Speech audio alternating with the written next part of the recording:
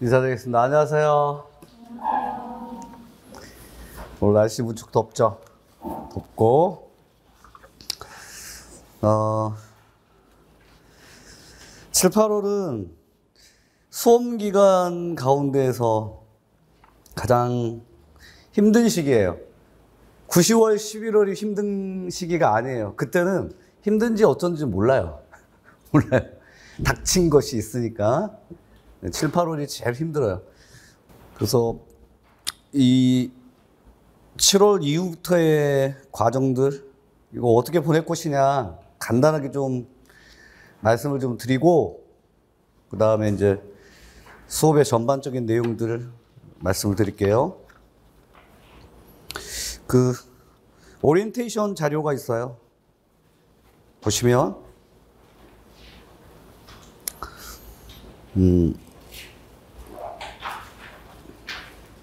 오리엔테이션 자료의 그 일적 부분에 단계, 시기, 특징 뭐 이렇게 나와 있잖아. 근데 이제 1월부터 6월까지 이제 지난 거야. 지난 거니까 뭐 이렇게 했었어야 돼. 이거 이렇게 했었어야 되는데 이렇게 하든 안 하든 상관없어요. 일단은 지난 거니까. 근데 이제 앞으로 5개월간 어떻게 할 것인지 그 실전 대비라고 하잖아요. 근데 사실은 실전 대비는 9월 이후부터가 실전 대비고 이 문풀 과정은 그 약간 그 실전 대비를 위한 과도기. 그래서 거기 보시면 문제풀이를 통해서 지금까지의 개론서 교육 과정의 핵심 개념 내용을 정리하세요. 뭐 이런 내용 있잖아. 뻔한 소리고요. 점검사항 부분과 관련해서 좀 더 말씀드릴게요. 1번 개념 지식, 2번 교육 과정 이해, 3번 교과 교육을 특히 잘해야 한다.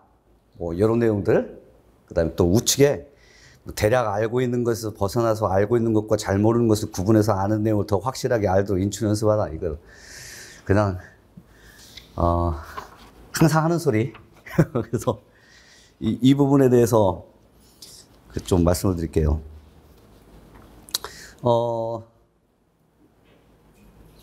올해 처음으로 공부하셨던 분들의 최대치가 작년에 0.5점 차이로 떨어졌던 분이 제가 뇌리에 남은 이유가 아마 제 수업을 듣고 있을 건데 그러니까 초수 같은 재수였죠. 근데 초수 같은 재수였는데 초수 공부를 할 때는 그냥 학교 공부 정도였었고 그 다음에 이제 제 학원 제 수업을 1년 정도 따라오면서 이제 그 1차 합격하고 이제 2차에서 떨어졌는데 그 1차 합격하고 2차에서 떨어졌을 때 1차 점수가 컷 점수였어요. 컷 점수였어. 근데 이제 그 학생이 이제 저하고 2차 떨어져가지고 이제 전화 통화하면서 했던 말이 1년 동안 내 수업의 최대치가 컷 점수 근처야. 자기 생각으로. 근데 초수 같은 재수. 말하자면 그냥 4학년 보내고 그 다음 기출문제나 교육과정이 본격적으로 수업을 다루는 거. 그래서 저도 곰곰이 생각해 보는데 내 수업을 들은 학생들의 제 바람은 무조건 합격이야. 합격이어야 돼. 근데 과연 최대치를 어느 정도까지 잡을까? 이 현실적으로 다가오지 않았는데 그 학생의 말이 자꾸 뇌리에 남아요. 뭐 어떤 의미에서 보자면은 안정권으로 좀 합격을 해야만 2차에서 뒤집어지지 않거나 또는 뒤집을 수도 있거나 뭐 뒤집을 수 있다라고 하는 것은 조금 좀 그런데 컷 점수 근처에 가는 것을 최대치로 하자라고 하는 것이 정말 현실적인 목표예요. 저의 목표. 그러니까 여러분들의 목표도 컷 점수 근처에까지 가야 한다라고 하는 것. 그러니까 초수 같은 재수든 초수든. 근데 장수는 좀 달라요. N수는 좀 달라요. N수도 이렇게 올인한 경험이나 경력이 있는 N수 같은 경우에는 합격권 근처에 최대치가 컷 점수 근처보다는 5, 6점, 2, 3점, 2, 3점도 조금 위험해. 지금은 위험해요. 3, 4점, 5, 6점 그 정도로 컷 점수보다 좀 높아야만 좀 안정권일 수도 있어요.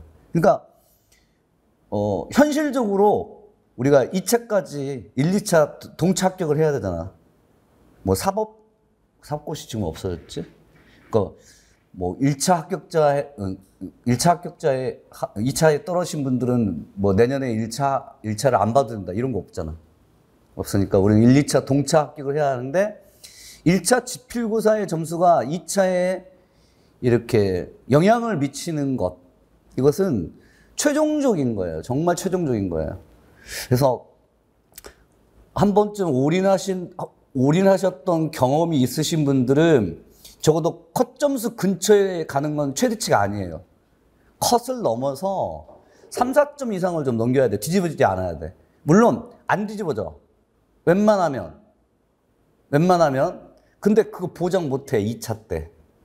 여러분들이 2차 때 이렇게 교단 위에 올라가가지고 앞에 면접관 앞에다 두고서 소위 말해서 채점관이지. 쳐다보지도 않아. 쳐다보면 의심해야 돼. 점수 안 준다는 거. 눈을 마주치지도 않아요. 딴짓하고 있는 척해요. 그 귀는 항상 쫑긋해서 듣고. 그런 긴장된 상황에서 좋은 점수를 받으리라고 하는 보장이 없어요. 보장이 없어. 심지어는 그건 학원 강사 경력, 기간제 교사 경력이 있으신 분들도 마찬가지예요. 똑같아요. 그래서 1차 점수, 그러니까 올인하셨던 분들의 N수생들은 컷 점수보다도 제가 보기엔 3, 4점이나 5, 6점 정도를 더 받아야만 합격 안정권이에요. 합격 안정권. 그리고 초수 같은 재수 초수생들은 컷 점수가 최대치예요. 그것보다도 더 좋은 점수를 받을 수 있잖아요. 오케이. 대한민국에서 1% 안에 드는 학생이어서 학원 수업 안 들어도 돼요. 혼자 공부하셔도 충분히 합격하실 수 있으셨던 분들이에요. 현실적으로 그렇다는 얘기예요. 그래서 지금 5개월 동안, 남은 시점 동안 나의 최대치는 합격이 아니에요. 1, 2차 동차 합격이 합격이 아니라 1차의 컷 점수 근처에 가야 돼. 뭐 작년도, 재작년도, 뭐 3년치의 점수 있잖아. 컷 점수. 1차 지필고사의 컷 점수. 합격 컷 점수. 내가 희망하거나 또는 원하고자 하는 지역에서의 컷 점수. 그리고 운을 바라지 마세요. 5년간, 그거 제가 뭐 수업 시간에 말씀드렸을 거예요. 5년간 처음에 그 초수 같은 재수 했을 때, 그때부터 이제 제 수업을 듣기 시작해서 재수 3수까지 듣고 오수했어요. 오수 해가지고 경기도 지역을 합격하셨던 그분은 3수, 4수 무렵에 지제를 썼어. 경기도 지제. 근데 자기가 썼던 그 해가 경기도 일반보다도 컷 점수가 더 높은 거야. 지제는 원래는 낮잖아. 지역 제한은. 본래는 낮은데, 일반보다 낮은데, 자기가 부모님하고 고민해가지고 썼던 그 해에 오히려 지제가 컷 점수가 더 높았던 거야. 운을 바라면 안 돼요. 요행. 이런 거 없어. 그러니까 뭐 어떤 지역이 합격 컷 점수가 뭐 해년마다 조금씩 다른 지역보다 낮아서 올해도 그러려니 이런 거 다 요행이에요. 그거 상관없어. 다만 이제 TO는 영향을 미쳐요. TO가 많은 지역은 좋겠죠. 결론은 기본적으로는 1, 2차 동차 합격이 목적이지만 1차 지필고사를 최대한 점수 차이를 많이 내야 돼. 그리고 초수 같은 재수생이나 또는 초수생들은 자신의 최대치를 컷 점수 근처 가까이 둔다. 그리고 이제 그것을 2차에서 뒤집기를 바라야 되고. 이해하셨어요?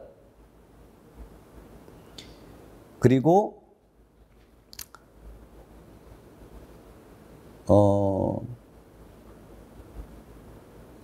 해년마다 이제 제가 느꼈던 것은 뭐냐면 합격하셨던 분의 답안하고 나중에 추후에 떨어지셨던 분들의 답안들을 대충 한 대여섯 명씩은 좀 받아요. 매년 받아. 비교해. 근데 아무리 봐도 별 차이가 없어. 복귀한 답안인데. 별 차이가 없는데 어디서 이렇게 점수 차이가 나지? 의외로 점수 차이가 확 벌어졌던 해도 있어요. 도대체 어디서 이렇게 점수 차이가 나지?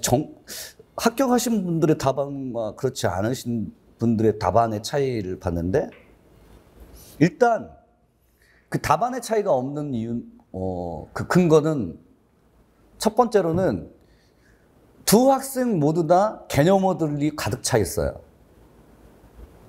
그래서 우리가 이제 개념어를 중심으로 해서 채점을 한다면, 개념어를 중심으로 해서 이 학생도 뭐 정답이고, 그러니까 뭐 4점 만점이라면 4점 만점 근처에 가깝게 위치해 있고, 이 학생도 그렇게 위치해 있는 것 같아. 그런데 곰곰이 생각해 본 결과는 뭐냐면 그렇게 단순 채점하는 것 같지는 않다는 생각이 들어요. 특히나 전공은. 교육학은 그럴 수 있어. 왜냐? 많잖아. 일단 정답지가 많잖아. 근데 그 많은 정답지를 뭐 몇 명에서 채점할 거야? 1000명? 1000명의 뭐 채점위원들이 채점을 할 거야? 만장의 답안지, 뭐 2만장의 답안지를? 그죠? 그렇지는 않을 거란 말이지. 기껏해봤자 뭐 100여 명 안팎일 것 같은데, 그건 모르겠어요. 교육학 답안지를 채점하시는 분들이. 200명이 됐든 300명이 됐든 간에. 그러니까 수량적으로 많으니까 상대적으로 개념어를 중심으로 해서 채점을 하겠죠? 근데 전공은 기본적으로 일단 개념어야. 맞지? 그래서 이 학생도 4점 줘야 되고 이 학생도 4점 줘야 돼. 근데 4점짜리가 너무 많네? 원래는 뭐 몇 %만 뭐 4점 줘야 되는데 너무 많아. 이제 문장 구성 방식을 이제 보는 거예요. 주어 서술어의 호응 관계를 말하는 게 아닙니다. 주어 서술어의 호응 관계가 아니라 이 문제를 의도를 정확하게 알고서 문장 구성을 했는지를 보는 거예요. 그래서 곰곰이 봤더니 개념어는 박혀 있어. 근데 논리적인 치밀함이 부족해요. 그게 4점하고 3점의 차이 혹은 4점하고 2점의 차이일 수도 있어. 아니면 4점하고 3점의 차이일 수도 있어. 그러니까 우리가 4점과 3점은 어떤 차이가 있지? 4점하고 0점이나 4점하고 1점은 차이가 있다는 걸 알 수 있어. 개념어가 너무나 많이 부족해. 근데 4점짜리 답안과 3점짜리 답안은 어떤 차이가 있지? 근데 그 차이가 내가 지금 서술형 답안이 모두 다 3점만 맞고 있어. 모두 다. 나는 4점이라고 알고서 나중에 복귀하고 이거 진짜 내가 잘 썼다. 그래서 그 논리적인 디테일이 조금 4점과 3점을 가르는 거 아닌가? 그러니까 개념어가 부족해가지고 3점이 아니에요. 제가 보기에. 그런 것들을 조금 더 이제 문풀반하고 모고반에서 답안 작성을 연습하실 때 개념어를 넣는 것도 중요하지만 논리적인 구성력 이런 것까지 신경 써야 할 필요성이 있다. 이런 것은 제가 좀 나중에 말씀드려요. 그리고 공부를 좀 하셨던 분들, 그러니까 이것은 1월부터 6월까지 공부를 하셨거나 아니면은 뭐 N수했거나 공부를 쭉 지금 국교론 공부를 쭉 하셨던 분들이 가지고 있는 맹점 중에 하나가 확실하게 알고 있는 개념어를 지금 쓰고 있나? 그러니까 이 문제에서 요구하고 있는 개념어를 쓰고 있나? 아니면 이론적 지식을 지금 도입하고 있느냐? 이거 좀 묻고자 해요. 그러니까 나중에 기출 답안을 해설을 할 때 거기까지 생각하지 못했다라고 하는 것이 대부분 학생들의 대답이야. 근데 내가 해설을 할 때 그 해설한 배경 지식은 알고는 있어요.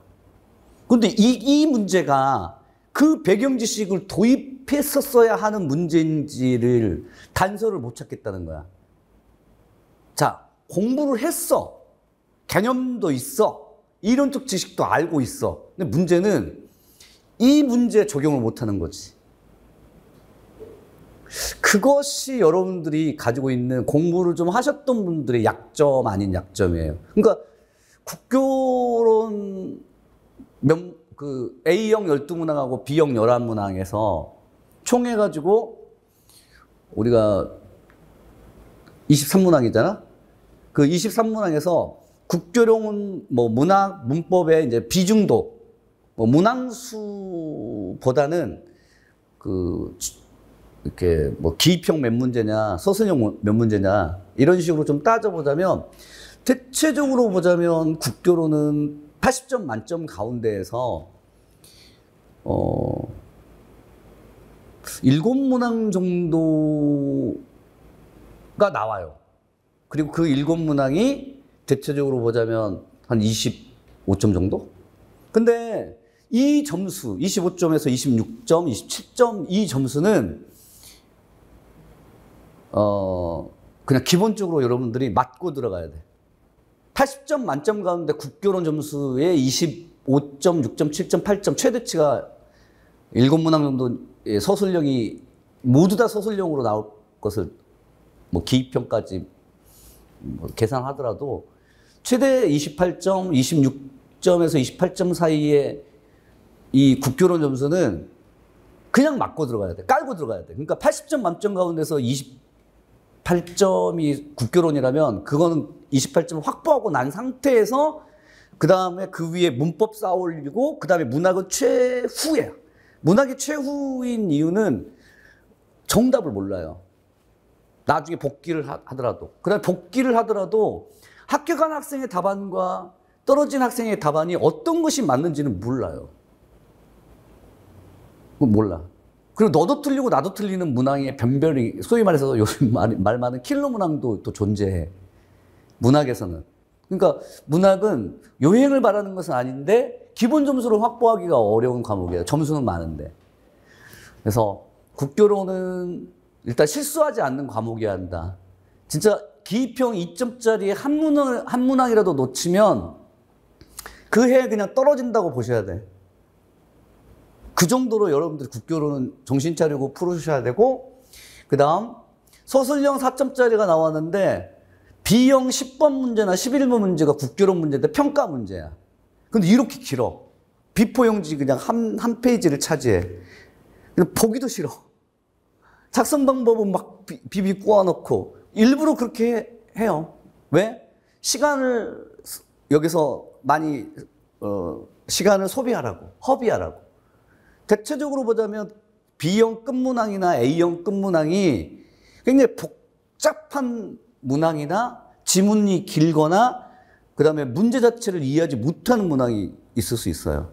그러니까 평가 문항, 대표적으로 작문 평가가 B형 6번, 7번 대에 위치 많이 해. 그 다음에 B형 11번 문제는 소설 문제가 또 많아.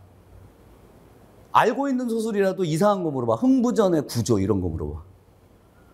짧아. 엄청 짧은데 비포 용지 사이즈 그냥 3분의 2페이지 정도, 그러니까 반쪽의 3분의 2 정도로 짧아.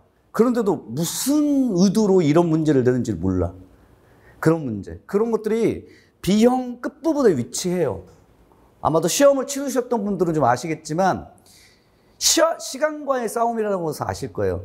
기본적으로 수능이든 공무원 문제든 임용 문제든 모두 공통적으로 다 어떤 거야? 시간 싸움. 공무원 문제는 아예 그냥 과목 구분 없이 뭐 주어진 제한 시간 동안 몇 문항 풀기, 100문항 풀기야. 수능도 마찬가지죠. 수능도 시간 싸움이에요. 지문 길고 또는 지문 이해하기 어렵게 갖고 그 다음에 보기 내가지고 복합적으로 만들고. 이런 것들은 여러분들이 그 문제에 좀 익숙해지셔야 되는데, 다만 국교로는 일단은 그 모든 것들을 차치하고더라도 일단 기평이건 소설형이건 만점 받아야 돼. 이해하셨죠? 그래서 제가 초수 같은 재수생들, 초수생들의 최대치를 컷점수 근처에까지 놓이게 만들겠다. 그러기 위한 전제 조건이 국교론 만점이에요. 그게 제 목표고, 앞으로 남은 5개월 동안 국교론만큼은 만점을 획득할 수 있어야 돼. 그리고 나서 문법 쌓이고 최후로 문학을 그 위에다 얹어 놓는 거야. 그래야만 컷점수 근처에 가. 알겠죠? 근데 만약 소설형 문항 뭐 국교론 4점짜리를 놓쳤다든가, 너무 길어서 놓친 거야. 왜냐? 문제 읽다가 끝났거든. 아니면 이 뭐 B형 6번, 7번 문항이나 A형 8번, 9번, 10번 문항 뒤쪽에 있었는데 너무 많이 복합적으로 꼬아놔가지고 읽었는데도 답이 안 나온 거야. 그 또 읽어야 되잖아. 근데 보통 한 문항당 몇 분 우리가 소요돼? 8분 때 내요, 8분 때. 근데 기입형은 짧으니까 그 기입형에서 아끼는 시간을 이렇게 서술형 문항 푸는데 투입을 해야 하잖아. 근데 이 문항, 국교론 문항을 8분 넘어가지고 12분 넘고 그러잖아? 2번 읽게 되잖아? 무지 불안해져. 이유가 뭐냐면 사실 그렇게 많은 8분보다도 더 긴 시간을 투자해야 할 문항이 문학이에요. 왜 그러냐면 내가 지금 소설을 봤는데 고전소설이야. 근데 이거 처음 본 거야. 내가 알고 있는 것이었다면 구조화 시켜가지고 접근에 들어가서 주인공 이름도 대충 대략적으로 알고 있고 이야기 얼개 구조를 알고 있어서 따라갈 수 있는데, 고전소설인데 처음 본 소설이야. 그럼 꼼꼼하게 읽어줘야 되잖아. 읽는 데만 그냥 한 5분 걸려. 그리고 답안을 도출하는 과정이 5분 걸려서, 문학은 소설 지문 같은 경우에는 10분 이상 걸린다고 생각해야 돼. 그 시 같은 것도 나왔는데 처음 본 거야. 고전시가가 나왔는데, 예를 들자면 22학년도인가 도산 12곡 문제는 도산 12곡이 나왔지만 앞에 보기가 잔뜩 있어. 자연관 4가지 해가지고. 그 뭐 찾아 쓰고 어쩌고 막 해야 돼. 그 다음에 고전시가의 가사 같은 경우에는 한자들이 막 섞여 있어가지고, 작년에 성산별곡 나왔을 때 뭐지 이거? 내가 정철은 알고 있어. 성미, 삼이, 관독의 3대 별곡은 공부했어. 성사는 공부 안 했어. 그 다음에 한자어 막 나와. 문학은 시간 투자를 많이 해야 돼요. 그래서 그런 측면에서는 국교론이 조금 더 시간을 좀 아껴야 돼.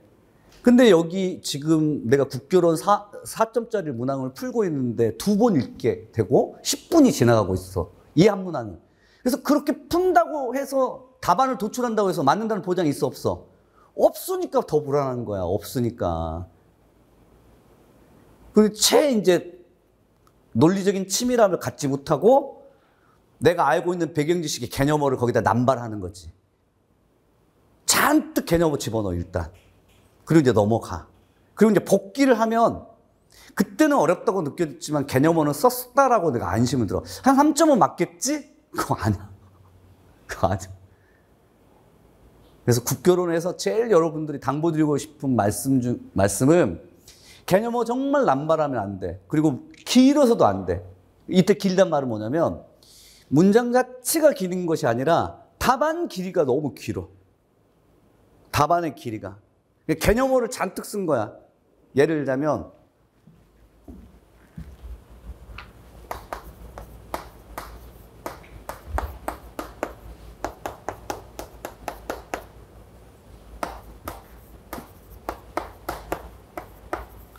이런 식으로 이게 한 단어잖아. 한 단어잖아. 그치? 근데 이 앞뒷 부분에 이와 같은 수식어구를 무지막지하게 많이 붙여. 여러분들이. 그러면 그건 문장이 길어지게 돼 있어. 간결하게 써야 되는데. 그치? 예를 들면 독해라고 하는 용어만 들어갈 수도 있고, 아니면은 어구 형태로 독해 기능이라고 하는 것까지 개념어를 써야 할 때도 있고 구분을 좀 해주셔야 돼. 이런 공부는 언제 해야 하냐면 평소에 여러분들이 지금 그렇게 공부하셔야 돼. 그러니까 앞에 1월부터 여러분들이 공부하셨던 거 뭐냐면 이런 것들이 어떤 맥락에서 쓰이는가의 감 정도 익혔을 거야. 확실하진 않지만 감. 어떤 맥락에서 쓰이는 용어 정도. 이거지? 근데 9월 이후부터, 그러니까 7월 이후부터 하셔야 할 것은 뭐냐면 이거 도대체 어떤 맥락에서 쓰이는 건가? 이건 그냥 전제로 삼고 이거 뭐지? 무엇을 의미하지? 이것도 마찬가지. 어떤 맥락에서 이것이 쓰이는 것을 내가 알고 있는데 이거 도대체 뭐지? 이게 이제 정교화야. 그러니까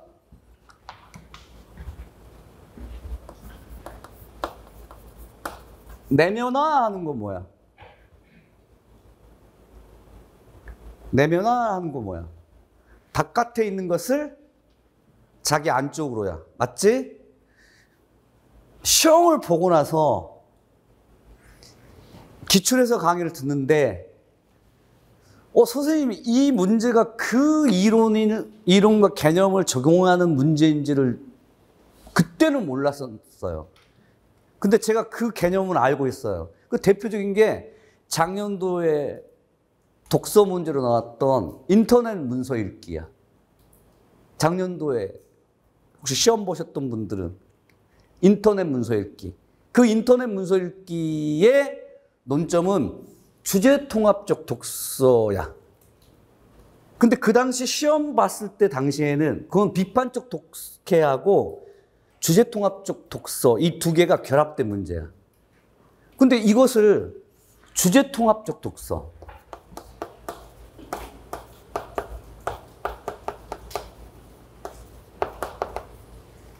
비판적 독해 이 개념을 몰랐던 건 아니야. 근데 그 당시 시험 봤을 때는 주제통합적 독서라고 하는 것이 단서를 찾기가 어려운 거지.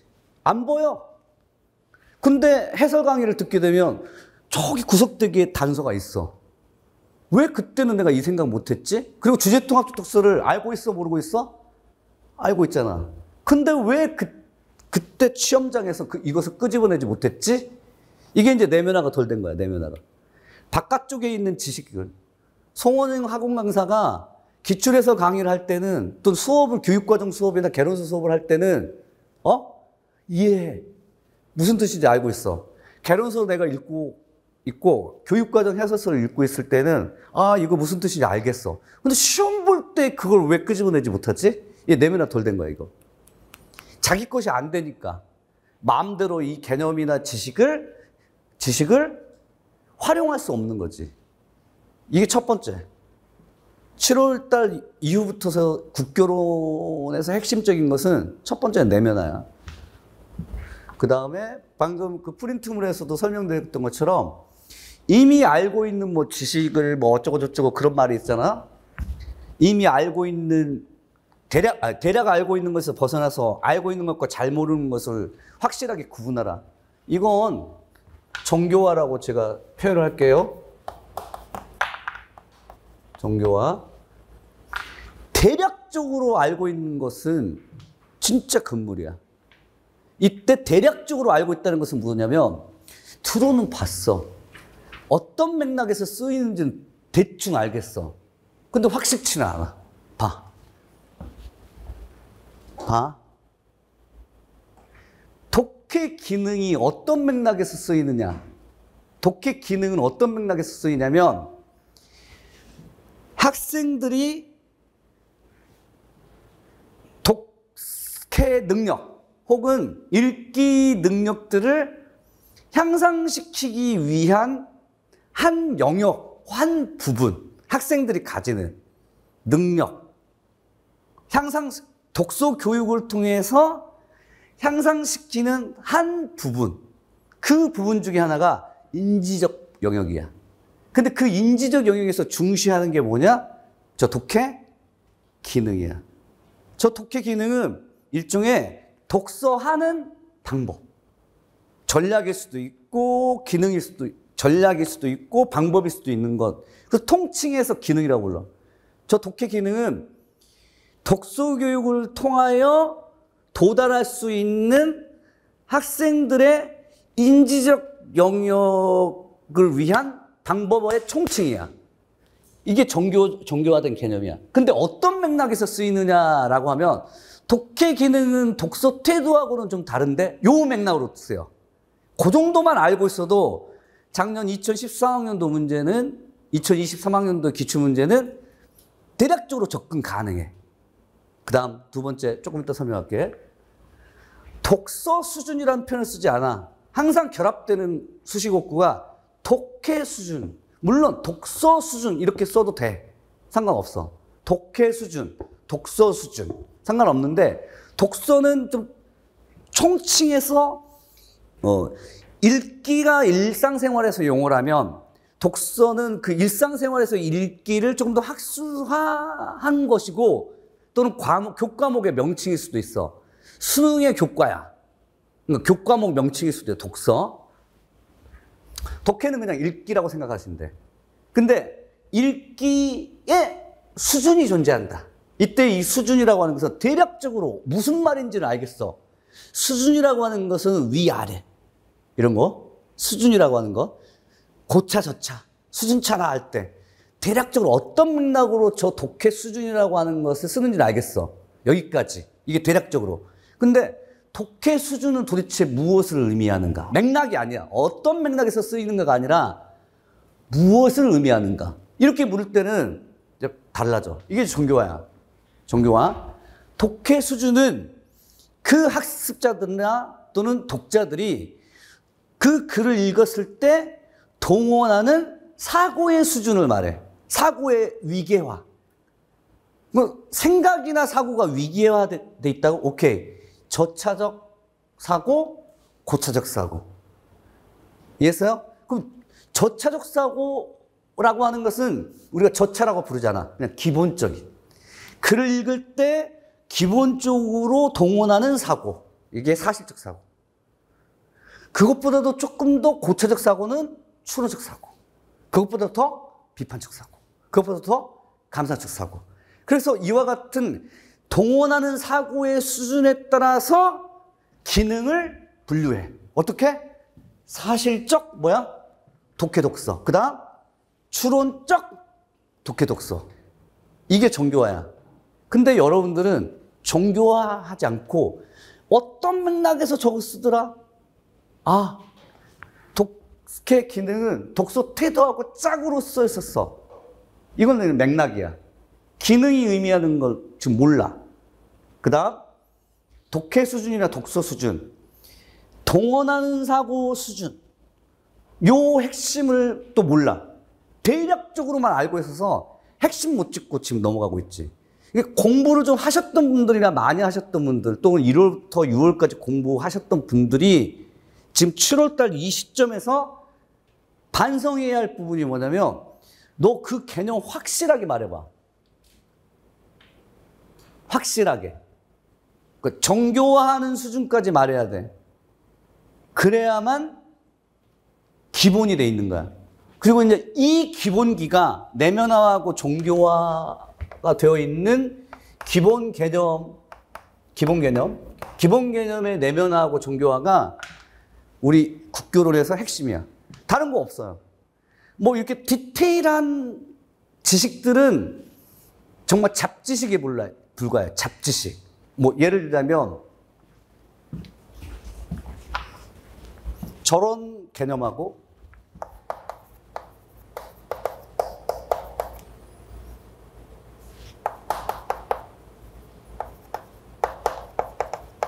이런 것들은 잡지식이야. 프로토콜, 프로파일 이런 거 잡지식이야. 기본 개념이 아니야. 근데 이런 잡지식은 또 여러분들 알고 있다? 프로토콜이 뭐야? 어떤 맥락에서 쓰여 일단? 프로토콜은 사구구술 맥락에서. 그럼 근데 프로토콜은 뭐야 그러면? 정교화해봐. 사구구술 할 때 그래 전사항. 근데 이거 잡지식이다? 이게 더 중요해. 프로파일은 뭐야? 범죄 프로파일 이런 거 일상생활에서 들어봤지? 프로파일은 뭐야? 아, 이거 잡지식인데 잘 모르겠어. 잡지식인데 잘 모르겠어. 죄송합니다. 죄송합니다. 프로파일은 작년도 기출문제 문두에 나왔던 거야, 프로파일. 근데 이거 제 수업에서 했었어. 언제? 언제냐면 독서평가할 때. 독서평가에 예를 들면 뭐 학생들의 수업 준비도를 평가를 하려면 어떤 평가 방법을 활용해야 돼? 그러니까 이 학습자가 어느 정도의 독서 능력을 갖췄는지, 내면하고 있는지를 내가 수업 들어가기 전에 미리 측정하고자 해. 그럼 어떤 평가 방법이 필요해? 무슨 평가? 진단평가. 진단평가할 때 이 학생이 가지고 있는 일종의 독서 능력을 어느 정도 충분하게 내면화하고 있었는지의 정보, 이런 것들을 모아둔 것을 프로파일이라고 해. 저런 프로파일 같은 것들이 모아져서 포트폴리오를 구성해. 근데 그건 잡지식이어서 중요하진 않아. 그러니까 예를 들자면 오리엔테이션 자료에 2023학년도 A형 소설형 문제 문두가 이렇게 시작하죠. 가는 김교사가 정리한 학생 A의 독자 프로파일이고, 이럴 때 이 프로파일이 뭐야 이거? 이게 나오면 프로토콜은 들어봤는데 프로파일을 안 들어봤는데, 이건 이 개념을 몰라도 돼. 잡지식이니까. 하지만 확실하게 이제 안다면 프로파일이 무엇인지는 알아야 되겠지만, 이제 중요한 건 뭐냐면 이 문제, 작년에 나왔던 이 문제는 그 영역을 보면 영역을 보면 뭐가 나와? 독해나 독서? 뭐가 나와? 기능이 나오고, 그 밑에 칸은 뭐가 나오고? 독서 태도라고 하는 게 나와.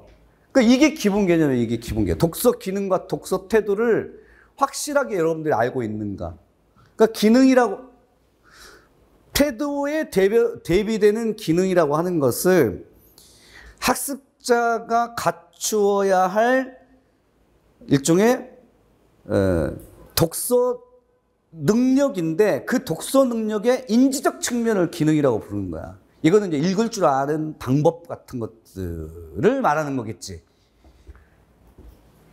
그리고 이제 독서 기능과 독서 태도의 평가 방법들이 나오고, 그 다음에 그 결과 요약들이 쭉 나오면서 나의 교사 연수회의 어떤 강연 내용들이 쭉 있어요. 근데 그 강연 내용들을 쭉 이렇게 쭉 따라 읽다 보면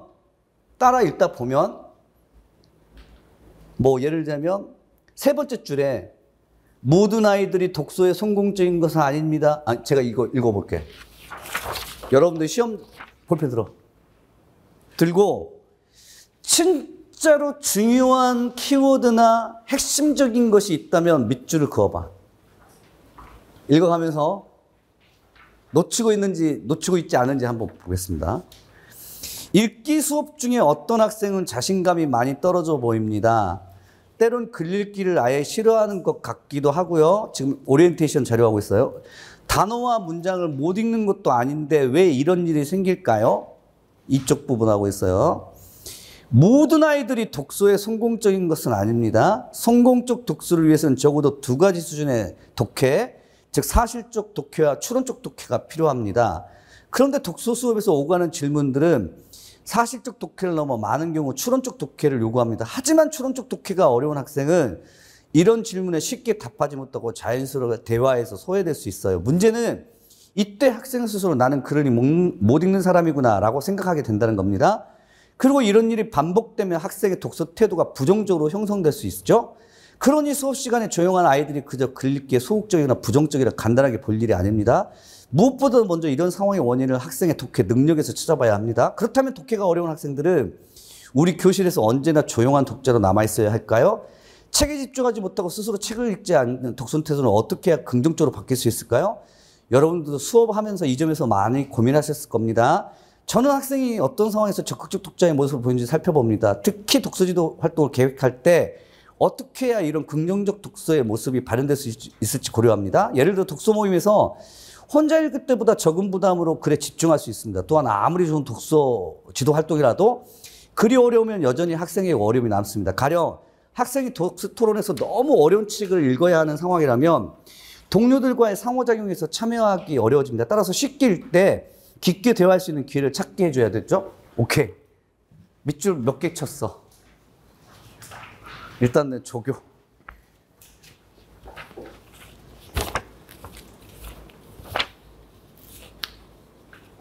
자, 우리 조교가 밑줄 친 부분 한번 볼게. 세 번째 줄에 성공적 독서, 그 다음 사실적 독해, 추론적 독해 필요. 그 다음 추론적 독해가 어려운 학생, 화살표가 그 다음 문장에 학생의 독서 태도의 부정적 형성하고 이렇게 연결을 짓고, 밑에서도 네 번째 줄에 적극적 독자의 모습, 그 다음에 밑에서도 두 번째 줄에 독서 모임의 동그라미, 그 다음 마지막 줄에 글이 어려우면, 그 다음에 마지막에 쉽게 읽을 때 대화할 수 있는 기회. 이 정도가 밑줄 쳤어. 아니 이거 맞은 거 아니야. 여러분들하고 같이 비교해 보라고. 여러분들도 다 그렇게 거의 비슷해요?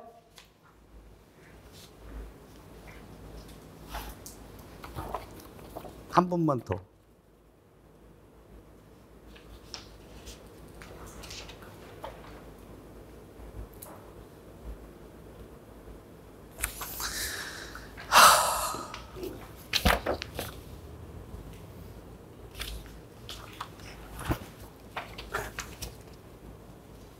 그래.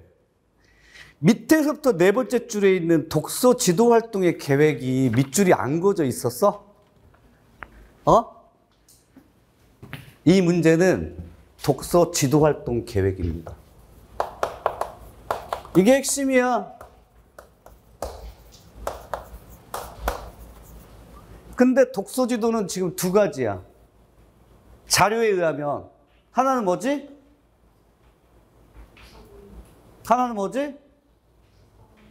자료에 의하면. 하나는 뭐지? 영역이.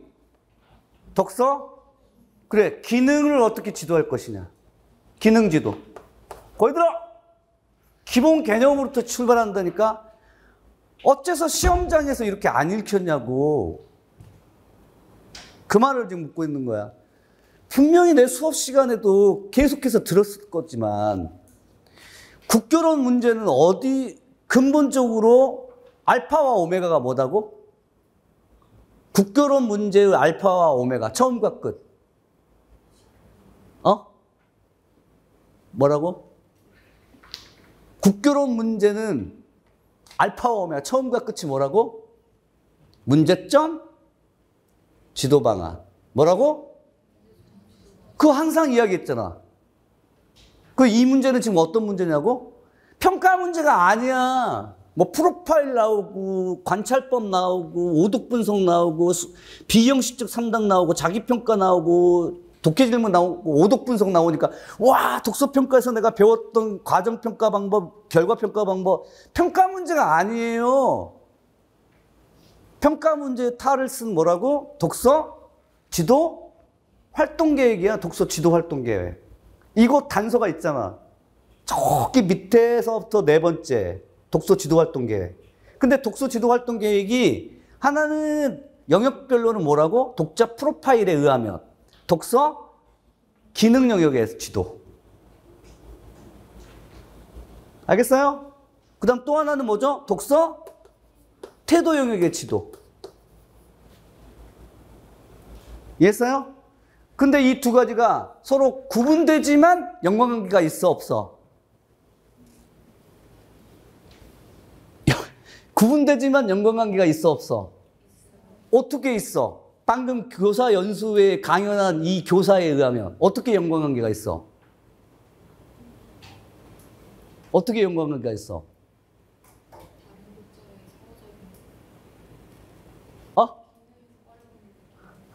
봐. 그래. 우리가 학생들의 태도가 지금 왜 쟤는 저렇게 자신감이 없어? 수업 시간에. 왜 이렇게 소극적이지? 발언도 잘 안 하려고 하고, 이게 지금 교사 연수회의에서 나온 발언이야. 근데 따지고 보면 이렇게 소극적인 태도나 자기주도적이지 못한 학생들, 주체적이지 못한 학생들, 수동적인 학생들은 따지고 보자면 어디에 있는 거야, 원인이? 태도 자체에 있는 게 아니라 어디에 있다고? 기능에 있다고, 기능에. 왜? 사실적 독해는 잘하는데 추론적 독해를 못하는 학생들은, 그런 예가 나오잖아. 추론적 독해 이상으로 가야 되는데 사실적 독해에 머물러 있어. 근데 내가 수업을 어떻게 했느냐, 교사가. 사실적 독해를 중심으로. 이때 사실적 독해라고 하는 것은 뭐야? 사실적 사고를 동원하는 교수적 질문만 했거든. 오케이? 그러면 잘 대답해. 근데 조금 더 고차적 사고를 하기 위해서 추론적 사고를 동원하는 질문을 했더니 학생이 대답 못해. 근데 그걸 보고 쟤는 소극적이야, 이렇게 판단하면 돼, 안 돼?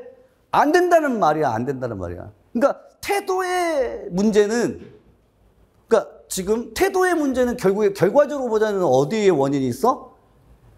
기능의 문제인데, 기능의 문제가 내가 자칫 학생들에게 교수적 대화를 할 때, 질문을 할 때 혹시 어떤 사고를 동원하는 질문을 했을 때 저 학생은 어떤 사고를 동원하는지 프로파일을 통하여 잘 관찰을 한 결과를 내가 모아놨다면, 아, 저 학생은 동기의 문제라든가 정의적 영역, 효능감의 문제, 이러한 원인으로 보자면은 태도를 지도할 수 있지만, 혹시 기능의 문제라면 그 기능의 문제는 내가 교수적 대화를 혹은 질문을 잘해야겠구나 라고 하는 그러한 내용이에요, 이게. 거기 들어봐. 이해됐어?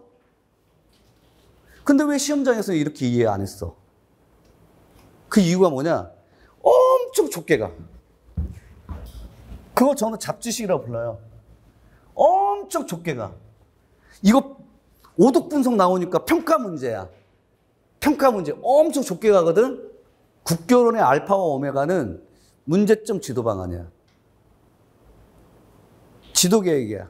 근데 지도 계획인데 기능 지도하고 태도 지도하고의 기능과 태도를 우리가 구분해서는 안 되고, 그 둘의 상호의 연관성을 가지고 있으면서 교사가 세밀하게 해야 돼. 알겠죠? 그리고 이거 독서지도 활동 계획의 이 지도는 교과 내용이야, 교과 교육이야? 물어보자. 물어볼게. 교과 내용은 뭐고 교과 교육은 뭐예요?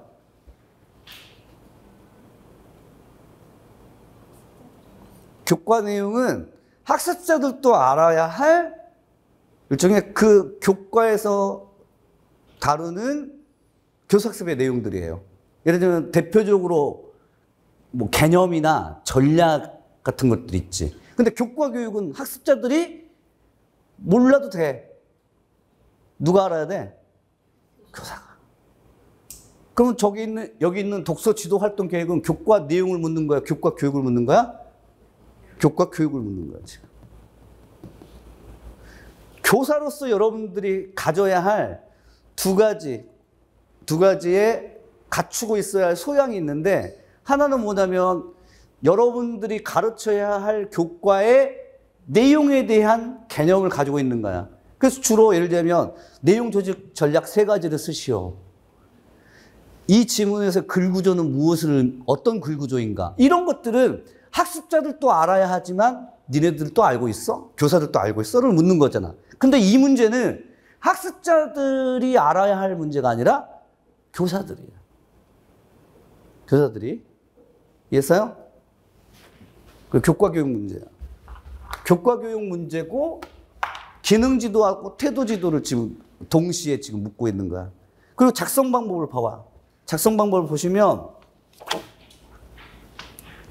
작성 방법에서 나를 근거로 가의 독서 기능 영역에서 알 수 있는 학생 A의 독해 능력 수준을 2가지 제시하고, 나를 근거로 학생 A에게 적합한 독서 지도 활동을 계획할 때 고려할 사항 2가지를 가의 독서 태도 영역을 중심으로 제시하시오. 엄청 꼬아놨어, 지금. 작성 방법이. 3쪽 부분에 보시면. 근데 정신 차리고 봐. 이 문제는 교과 내용 문제가 아니라 전략을 묻거나 방법을 묻거나 하는 것이 아니라 뭐라고요? 교육 문제로 교사로서 내가 갖춰야 할 소양이 있는지. 그 다음 두 번째로 교과 교육에서 독서 지도 문제인데 첫 번째 작성 방법은 두 번째 작성 방법과 동일해. 어떻게 동일하냐? 구조상. 어떻게 구조상 동일하냐? 나를 뭐 한다? 근거로. 자, 이렇게 고려하여, 근거하여가 나오면 나에 있는 핵심 키워드들을 내가 답안을 작성할 때 활용해야 되잖아. 근데 바로 여러분들이 핵심 키워드를 읽어가면서 지금 밑줄 쳤잖아. 그 밑줄 친 것들이 지금 내 답안 안에 지금 들어와야 돼. 근데 어떤 분은 핵심 키워드가 엄청 많아. 어떤 분은 좀 작아. 그런데 또 핵심 키워드라고 생각했던 것들이 의외로 많건 적건 간에 중복되어 있어. 무슨 말이냐? 너도 핵심이라고 하는 것은 나도 핵심이야. 이해했죠?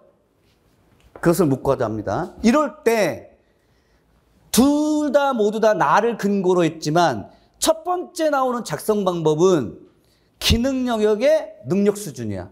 거기 들어봐. 무슨 지도야? 기능 지도지. 첫 번째 작성 방법. 두 번째 작성 방법은 무슨 지도야? 기능 지도가 아니라 뭐라고? 태도 지도지. 근데 기능 지도를 할 때 무엇을 근거로 하라고? 나를 근거로 핵심 키워드를 찾아야 돼. 근데 이 기능 지도 옆에 작성 방법에 또 엄청 꼬아난 게 뭐였냐면 학생 A의 뭐라고? 독해 능력 수준, 능력의 가로. 능력의 가로 하면 독해 무엇을 물어봐?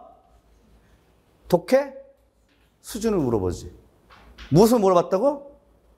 독해 수준을 물어봤지. 근데 이 독해 수준과 관련된 것은 여러분들이 밑줄을 쳤었어. 그 밑줄 쳐진 게 뭐였는데? 그치. 사실적 독해. 그 다음 추론적 독해. 둘 중에 하나야. 두 가지가 다 있거나 학생 A. 근데 이 학생 A가 사실적 독해, 그러니까 읽기를 할 때 사실적 사고만 동원하는가? 추론적 사고까지 동원하는가?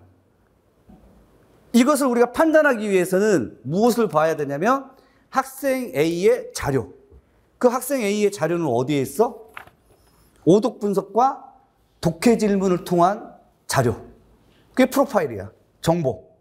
그럼 오독 분석을 봐봐. 중학교 1학년 수준의 글을 적정한 속도로 정확하게 소리내어 읽을 수 있어. 독해 질문. 글에 드러난 정보를 중심으로 중심 내용, 주제, 글 전개 순서 등을 이해해. 그 다음 글에 드러나지 않은 정보를 예측하지 못하고 숨겨진 필자의 의도나 글 목적, 글에 암시된 주제와 생략된 내용을 이해하지 못해. 자, 이것을 나하고 이렇게 연결해봐. 그러면 학생이 어떠한 독해 수준에 있다고 판단할 수 있어? 단서 찾아. 왜? 그게 사실적 독해야. 하지만 첫 번째 나왔던 칸에 나오는 정확하게 소리내어서 읽을 수 있거나 또는 뭐지? 1학년 수준의 글을 소리내어 읽을 수 있다라고 하는 것은 읽기 유창성을 가지고 있어. 기본적으로. 그러니까 기본 독해 능력이 있지. 거기에다가 두 번째 칸에 있는 건 뭐야? 거기에다가 교육과정 성취 기준의 사실적 독해와 관련된 성취 기준 말해봐.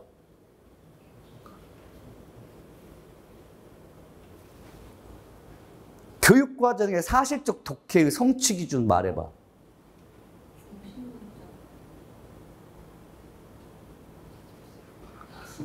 교육과정에서 사실적 독해. 3, 4월 교육과정반, 1, 2월 기본이론반, 5, 6월 교과서반에 지금 구절절 사실적 독해 했을 거 아니야? 빨리 말해봐. 교육과정의 성취 기준에서 사실적 독해. 말해봐. 선생님 말하면 틀릴 것 같은데. 아니, 성취 기준을 말하라고.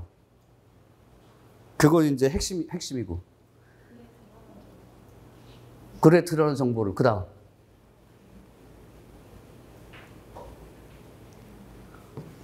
두 번째 칸에 있는 게 교육과정 성취 기준이야. 읽어봐. 두 번째 칸의 첫 번째 점.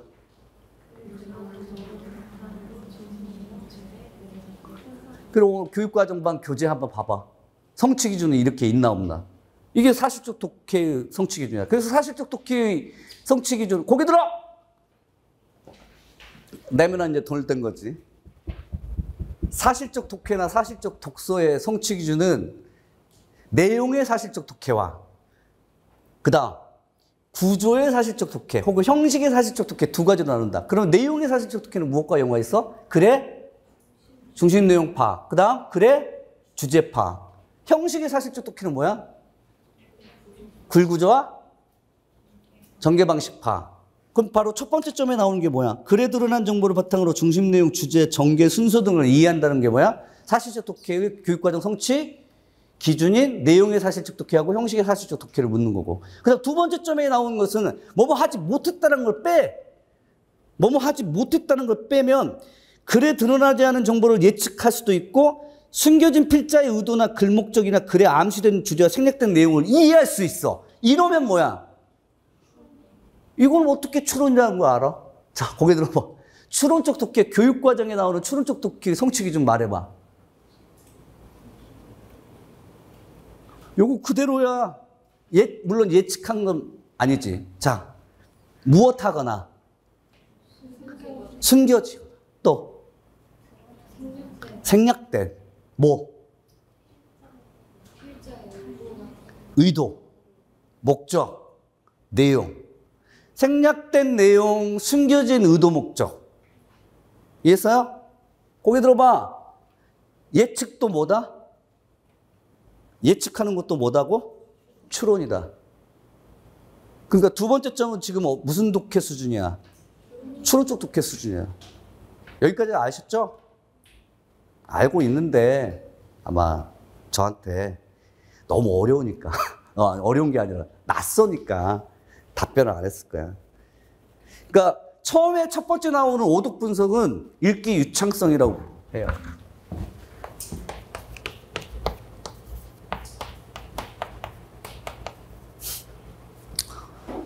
유창하게 읽어가다라고 하는 유창성은 그냥 기본 독해 능력이에요. 이건 사실적 독해 뭐뭐 이런 거 안 따져.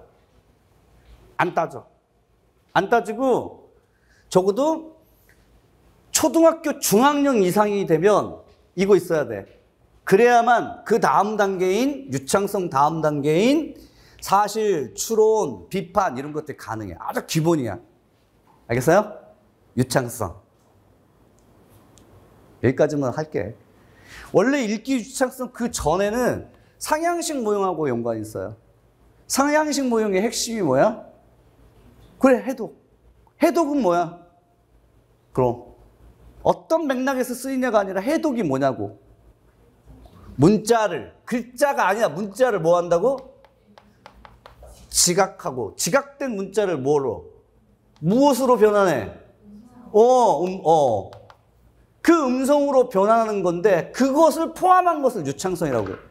음성 변환이 유창한 거야. 그래서 그것을 읽기 유창성이나 음동 유창성이라고 불러. 근데 이 읽기 유창성이나 음동 유창성은 사실 추론 비판을 하기 위한 가장 기본적인 거야. 근데 첫 번째 간의 오독 분석이 바로 그 읽기 유창성의 기본 독해 능력을 갖추고 있는 것으로 보이는 거야. 당연하지. 중학교 1학년인데 읽기 유창성이 없어버리면 안 되지. 문자를 지각하고 지각된 문자를 음성기호로 변환하는 것은 그러니까 유아나 초등 저학년에서 갖춰야 할 것들인데 이게 부족해버리면 안 돼. 근데 이 읽기 유창성이나 음독 유창성 부분이 문제가 되었던 게 있었어. 기출문제요. 기출문제. 이 유창성 문제가. 이게 기출문제 나온 적이 있었어. 이게. 이건 나중에 말씀드릴게요. 아무튼 그래야만 사실 추론 비판이 가능하다. 결론. 지금까지 했던 결론. 어째서 시험장에 가면 이렇게만 보고 있냐고. 공부 무지막지 폭넓게 내가 나한테 잘 배웠을 건데 잘 배웠을 건데 항상 이렇게 봐. 알겠죠? 좀 이렇게 숲으로 보세요. 숲. 어차피 독서 문제는 몇 문제 나와? 화법, 독서, 작문 문제가 기본적으로 몇 문제씩 나와? 2문제. 그래서 6문제. 근데 이제 화법 같은 경우, 뭐 작문 같은 경우, 독서 같은 경우가 한 문제 추가되면 7문제잖아. 그러니까 어차피 독서가 2문제인데 그 중에서 한 문제가 나오면 그 한 문제가 아주 좁게 이렇게 안 물어본다고. 넓게. 알겠죠? 이 문제는 무슨 문제다? 전략 문제가 아닙니다. 글구조 문제도 아니고. 무슨 문제야? 교과, 교육 문제야. 근데 교과 교육 가운데서도 뭐다?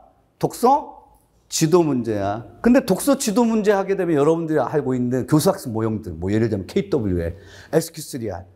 이런 것들은 독서, 지도 방법이지, 방법론적이고 이것은 무엇을 어떻게 독서지도 할 것이냐가 아니라 무엇을 독서지도 할 것이냐. 근데 다만 학습자의 수준에 따라서. 근데 이제 학습자가 어떠한 기능적인 측면에서의 수준에 처해 있고 학습자가 어떠한 정의적 측면에서의 처해 있는가에 따라서 각각 기능지도하고 태도지도를 분리해서 볼 게 아니라 통합해서 지금 보자는 관점이야. 그래서 첫 번째 작성 방법이 학습자가 현재 처해 있는 기능 수준. 그다음 기능 수준과 관련된 지도이고 두 번째가 태도하고 관련된 지도예요. 그리고 이제 3쪽 부분에 밑에 보시면 나를 근거로 한다고 했을 때 이제 여러분들이 밑줄을 쳤잖아. 그런데 답안에서 필요한 부분이 제가 까맣게 밑줄 쳤어요. 이것들이 핵심적인 거다. 여러분하고 차이가 나는지 봐봐. 특히 4쪽 부분에 독서 태도가 부정적으로 형성된다라고 했을 때 소극적, 부정적 태도의 원인을 어디에서 찾아야 한다고? 태도의 원인을 어디서 찾아야 한다고? 독해 능력인 기능에서 찾아야 한다. 이런 것도 놓치면 안 돼. 단서가 분명히 있어. 4쪽 부분에. 그리고 그렇게 학생들에게 스스로 책을 읽고 긍정적인 독자로 만들기 위한 적극적인 독자로서 만들기 위한 독서 지도 중에 하나가 이거다라고 해서 태도와 관련된 기능 지도를 하는 거예요.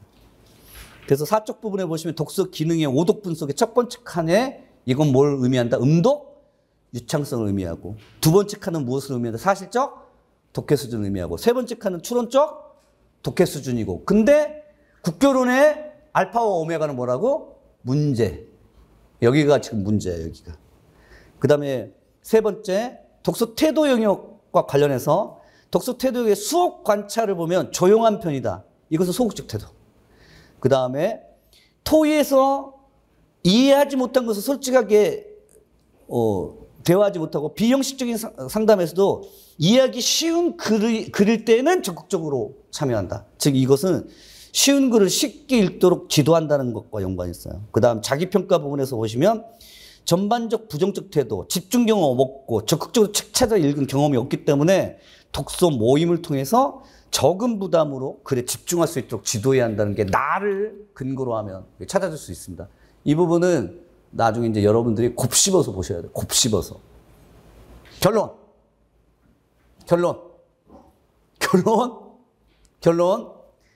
정말 잡지식에 능숙하지 말고 크게. 이때 크다라고 하는 건 뭐죠?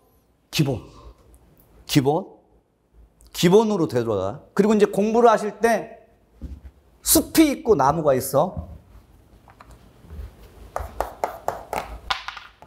여러분들이 공부하셨던 방법은 무엇을 중심으로 했어? 아는 개념들은 많단 말이야. 근데 일관되고 통일된 체계로서 구성되어 있질 않아. 그러니까 답안이 개념은 있지만 치밀한 논리적 구성력이 떨어져. 개념은 있으면 그래도 3점마다 2점 받고. 근데 문제는 뭐냐? 4점 만점 받기 어렵다. 그러려면 뭐 해야 돼? 숲을 봐야 돼. 이런 게 숲을 보는. 이 문제는 무슨 문제다?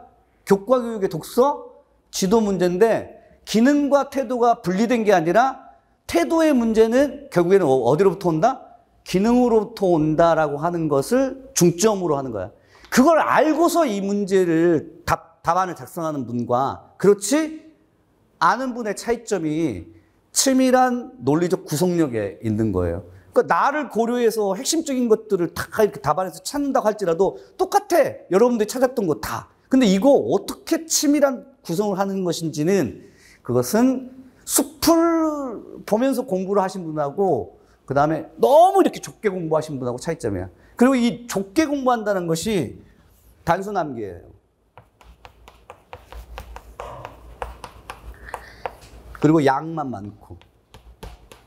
그리고 장수생들의 특징이야. 유념해야 돼. 알겠어요? 스터디 하다 보면 장수생들 아는 게 많지. 아는 거 많지. 근데 왜 떨어졌어? 왜 저한테 그러세요? 진짜 반성해. 아는 거 많은, 아는 지식 많은 교사를 뽑는 시험이 아니야. 그리고 지금까지 그렇게 공부하셨다면 그 방법론 지금부터라도 고쳐. 이해했어요? 절대 아는 건 많은 것이 대세가 아니야. 정확하게 알아야 돼. 아는 것이 적어도 정확하게 알아야 돼. 명확하게 알아야 돼. 아셨죠? 계속 물어보세요. 계속. 스스로한테. 그리고 또 초수 같은 N수도 스스로한테 나 이거 들어봐서 알고 있는데 그 안다라고 하는 것에 자신하면 안 돼. 계속 물어봐. 이거 명확한가? 이거 명확한가? 이해하셨지? 이해하셨죠? 왜 떨어지셨느냐? 왜 그런데도 아는 것 많은데도 불구하고 왜 그런 답안을 쓸 수밖에 없느냐? 알고는 있어. 그리고 내가 그 아픈 상처를 내가 뭐 이렇게 지금 OT 시간에 7월달에 OT 시간에 해집는 이유가 만점 맞기 위해서야. 조금만 더 하면 되거든. 조금만 더 하면 되거든. 근데 그 조금만이 더 많이 안다는 게 아니라 더 논리적이어야 돼. 더 치밀해야 돼. 그러면 돼. 이해했어요? 기본부터 갑니다. 기본부터. 그래서 제가 그 아픈 곳을 자꾸 찌르는 것을 용서해 주시기 바라요. 그리고 넘겨보시면 8쪽, 9쪽. 아무튼 저의 목표는 국교론 만점이야. 아셨지? 만점 맞아야 돼. 만점 맞을 수 있어. 근데 다만 너무 좁게 가지 말고 조금 디테일하게 그 정교함, 치밀함이 필요하지만 논리적 사고가 필요하다는 거. 그래서 8쪽 부분에 보시면 3번 꼭 명심하세요. 아셨죠? 1월부터 6월까지 공부했는데 지금까지 공부한 건 대략 알고 있는 거야. 근데 이 대략 알고 있는 것을 넘어서서 뭐 한다고? 개념을 명확하게 하자. 또 하나, 개념을 명확하게 할 뿐더러 통일된 사고를 하자. 논리적 사고 하자. 아셨죠? 이것만 말씀드릴게요. 그 무엇을 고려하여 무엇을 근거로 또는 어떤 이유를 서술하라고 요구하지 않는 문제도 있어요. 예를 들면 찾아 제시하시오. 이런 문제가 있어요. 그러면 찾아 제시하시오는 그냥 찾아 제시하기만 하면 돼. 자, 근데 논리적 사고를 하려면 어떻게 하냐면 왜 이걸 찾았는데 내가 항상 이걸 찾은 이유가 뭐지? 스스로. 그리고 답안을 작성할 때 쓰지는 않아도 머릿속은 이것 때문에 이것이 답인 것 같다. 항상 때문에 이것을 근거로 하게 되면 이라고 하는 것을 꼭 덧붙이세요. 그러니까 좋은 답안은 어떤 답안이냐면 굳이 이유를 서술할 것을 요구하지 않아도 이유를 서술하면서 제시하는 것이 논리적 사고를 하는 모습이에요. 나중에 이거 설명을 드릴게요. 마지막 8쪽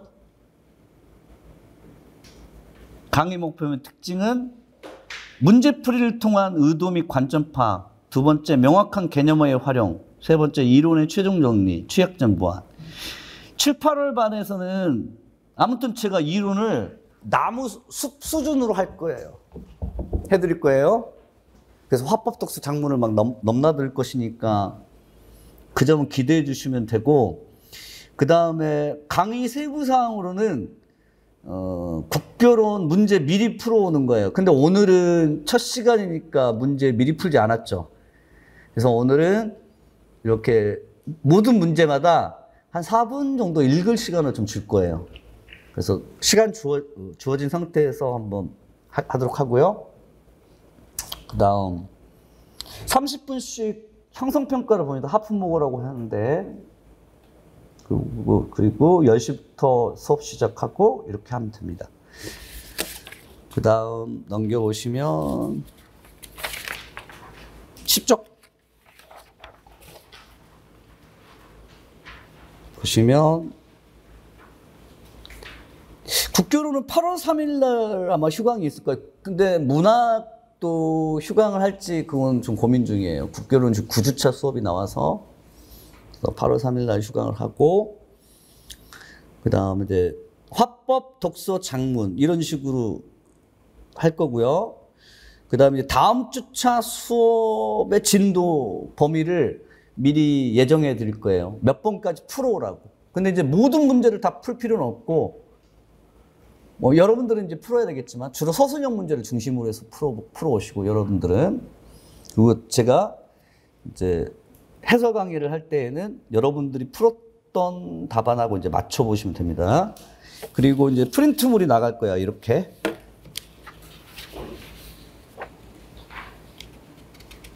자, 프린트물이 나가면 그 프린트물에는 관련 테마라고 하는 게 이렇게 예시답안표의 제일 상단 부분에 있을 거예요. 관련 테마. 요거는 이제 나무 같은 거예요. 관련 테마. 근데 이제 이 관련 테마를 조금 더 상위로 보자면 이제 숲일 수도 있고, 관련 테마가 나무 혹은 숲, 그리고 이제 관련 논점, 그 다음에 예시답안, 그 다음 관련 교육과정 이렇게 소개를 하고, 그 다음 교육과정과 배경지식은 지금 1쪽 부분은 이렇게 돼 있지만, 예를 들면 2쪽하고 3쪽 부분에 보시면, 3쪽 부분에 보시면, 이렇게 관련 교육과정이 3, 4월 교육과정반에서 배웠던 2022 교육과정부터 저기 멀리 2009 교육과정까지 4쪽에 있는 내용까지 이렇게 쭉 제시가 될 거예요. 요거 가지고서 이 문제의 출제 근거가 되는 교육과정을 다시 한번 이렇게 보도록 합니다. 그리고 5쪽 부분은 이제 2번 문제하고 연관되어서 반드시 알아야 할 핵심 개념이 있어요. 여기는 완전히 나무예요. 그래서 나무와 관련된 개념들을 쭉 다시 한번 설명을 해드릴 거예요. 이미 배웠던 내용들이 쭉 다시 한번 나올 거야. 아셨죠? 그래서 그 문제 풀면서 이론을 정리해 나간다, 이런 생각하시면 되죠. 그리고 다시 한번 제가 여러분들이 아픈 상처를 계속 건드렸던 이유는 여러분들이 못해서 야단치는 것이 아니라 일단 짚고 넘어가야 되고, 그 다음에 함께 가려면 앞으로 5개월 동안 함께 해가지고 정말 최종적으로 여러분들 국교론을 만점 깔고 가려면 일단 지금 문제가 되는 것은 알고는 있어야 한다. 아셨죠? 계속해서 이제 여러분들 스스로 물어보시고, 그 다음에 헷갈리셔도 좋아요. 지금은 헷갈리거나 지금은 잘 몰라도 돼요. 그 상관없어. 어차피 7월 달이잖아. 근데 11월 달에 가게 되면은 헷갈리거나 몰라서는 안 되잖아. 그러기 전에 그런 과정이기 때문에 계속 인출을 하세요. 잘못 말해서 내가 실수를 해서 이거 선생님한테 너무 부끄럽고 창피한데, 이런 것들 없어요.